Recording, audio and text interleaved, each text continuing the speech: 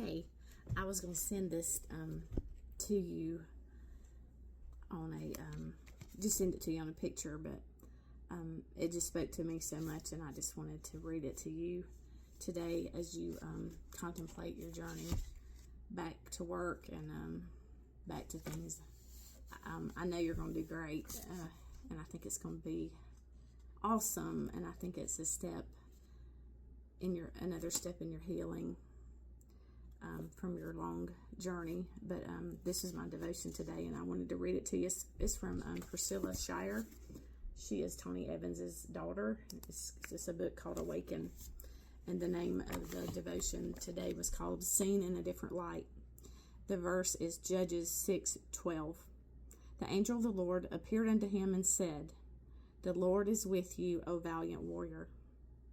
And the devotion reads, "For several evenings while getting ready for bed, I noticed in the mirror an angry dark bruise on my lower back. Where had it come from? Should I be worried? Why wasn't it getting any better? And why, when I finally asked my husband to look at it, he dismissively said he didn't see anything. What? It's right there," I said, pointing to the ugly splotch. I could clearly see the reflection in the closet mirror. Coming closer, he scanned my back for the same blemish I was seeing. Nope, nothing until, "Oh," he finally said, apparently locating it without the same sense of concern in his voice I was expecting to hear. Instead, he sort of laughed while taking both of my arms into his hands and scooting me about 6 inches to the right. "Gone now?" he asked. I looked back in the mirror, astonished that my husband had performed a modern-day miracle. He was right, it was gone. The dark patch I had mistaken as a problem area on my body had been nothing more than a shadow in the room. A simple shift, a mere change of perspective, changed everything. The Old Testament shadow that had long been cast across Gideon's life had caused him to see himself as timid, fearful, doubtful, and incapable. Like others of his countrymen, his entire existence had been discolored by the silhouette of their dreaded enemies, the Mennonites, leaving him defeated, a shell of a man, intimidated into hiding, not wanting to attract notice or draw attention to himself. But the angel of the Lord appeared to him one day, while Gideon was threshing wheat in the shed winepress to keep from being seen.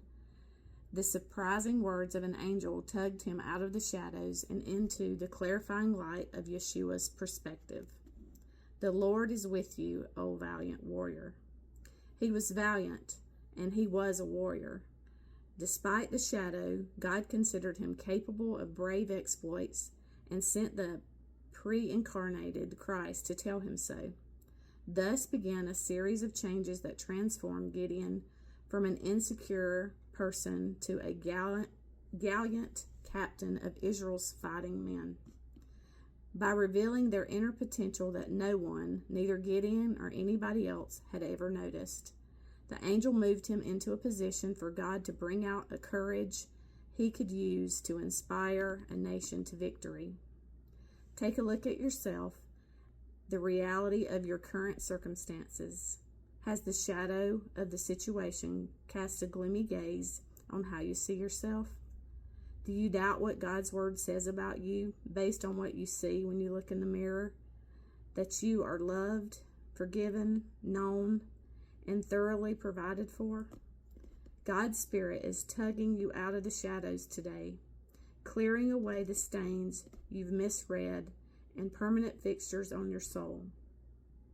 May the one who redeemed you by his own blood refine you, your identity in the light of his mercy, promise, and power. 1 Peter 2:9 says, "You are a chosen race, a royal priesthood, a holy nation, a people of God, a people of God's own possessions, so that you may proclaim the excellence of him who has called you out of the darkness into his marvelous light." So all those shadows and the stains and the permanent fixtures you see or have seen in yourself, God's calling you out of that.